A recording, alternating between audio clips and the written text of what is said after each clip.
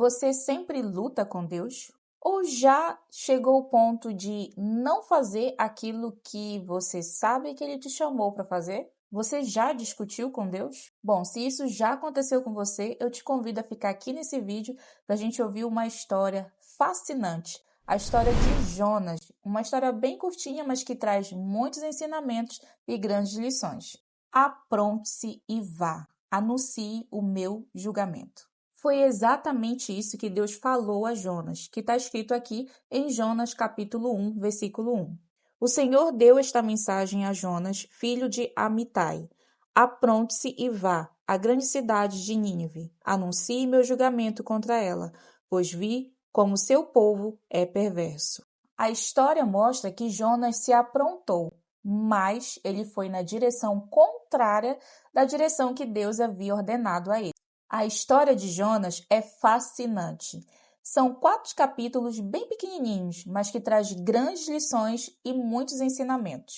É uma das narrativas bíblicas mais conhecidas e amadas, que conta a história de um profeta relutante e que foi engolido por um grande peixe. E veja, não estamos falando de baleia, mas de um grande peixe, como a Bíblia narra para nós.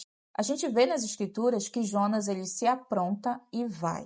Só que ele vai para a direção contrária daquela que o Senhor havia ordenado para ele. E tudo com um único objetivo, o de fugir de Deus. Jonas desce ao porto de Jope com o objetivo de fugir de Deus. Esse navio estava de partida para Tarsis, um lugar totalmente diferente daquele que Deus havia ordenado, que era em Nínive.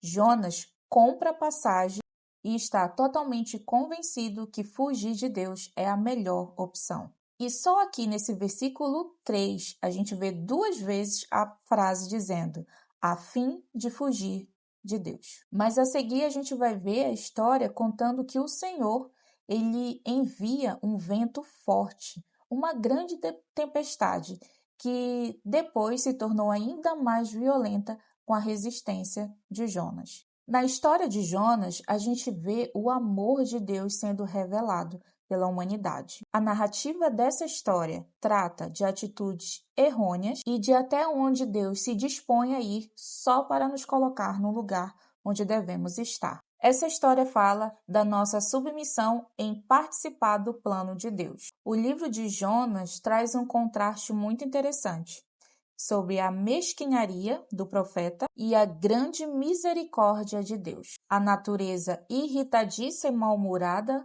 de Jonas, do profeta, e a profunda e reverente obediência de um povo demonstrado ao longo da história. E nós, será se nós conseguimos ter essa profunda reverência e obediência imediata quando Deus nos ordena a fazer algo?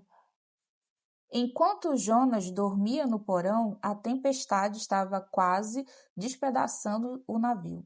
E aí os tripulantes descem até o porão e dizem, Jonas, se levante e ore ao seu Deus. Então a tripulação tirou sorte para saber quem de porventura teria irritado os seus deuses e causado aquela terrível tempestade. E quando tiraram sorte, viram que Jonas era o culpado. E aí eles fazem a pergunta, um interrogatório.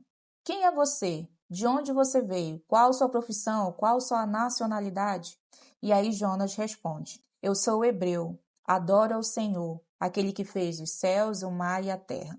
Então, os marinheiros ficaram desesperados, apavorados, porque Jonas já havia dito para eles que estava fugindo do Senhor.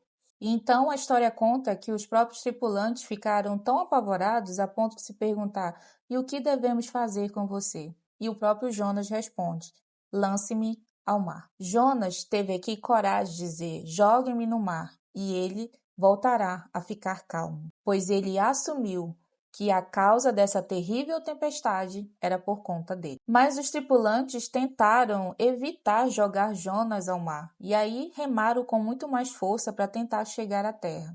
Porém, não conseguiram, pois o mar, a tempestade, ficou ainda mais violenta. Então eles clamaram ao Senhor e pediram para que Deus não os deixasse morrer por conta daquele homem, no caso Jonas. Em seguida, os marinheiros lançam Jonas ao mar e, imediatamente o mar se acalma. Os marinheiros ficaram espantados com o grande poder do Senhor e logo ofereceram um sacrifício e firmaram o compromisso de servir ao Senhor. No final aqui desse capítulo 1 de Jonas, o Senhor envia um grande peixe que engoliu Jonas por 3 dias e 3 noites. E dentro da barriga do peixe, Jonas fez a sua oração mais profunda e verdadeira. E lá no final do capítulo 2, no versículo 10, a gente vê que após Jonas fazer uma oração reverente ao Senhor, Deus ordena que o peixe vomitasse Jonas na praia. O registro da missão de Jonas visava em lembrar o povo de Israel de seu chamado para ser luz a outras nações. Entenda uma coisa, não dá para fugir de Deus. Se fosse para colocar um tema nessa mensagem, seria: não fuja do chamado de Deus. Quando Deus te chamar, apronte-se e vá. Se Deus te disser, levante-se e vá, prepara-te, pois eu quero que você anuncie a minha mensagem a um povo. Vá, obedeça a Deus. Seja reverente, seja fiel ao chamado do Senhor e não tente jamais fugir do chamado dele. Se você, porventura, se percebeu aqui nessa história de Jonas, como Jonas que está fugindo do chamado de Deus, você sabe que no seu íntimo Deus te chamou para fazer algo específico e você tem relutado de todas as formas, tem se escondido de todas as formas e dado justificativas e desculpas para não cumprir a vontade de Deus. Eu digo para você, debaixo dessa palavra, não fuja de Deus. Não dá para fugir de Deus. Prepare-se e vá. Anuncie a mensagem de Deus a todos. E mesmo que você pense que você não é capaz, não se preocupe. Quem capacita você é aquele que te chama. O nosso papel é orar ao Senhor para que Ele mesmo, através do seu Espírito Santo, venha nos impedir que a gente resista ao seu chamado. Venha nos impedir de não cumprir a vontade dele em nossa vida.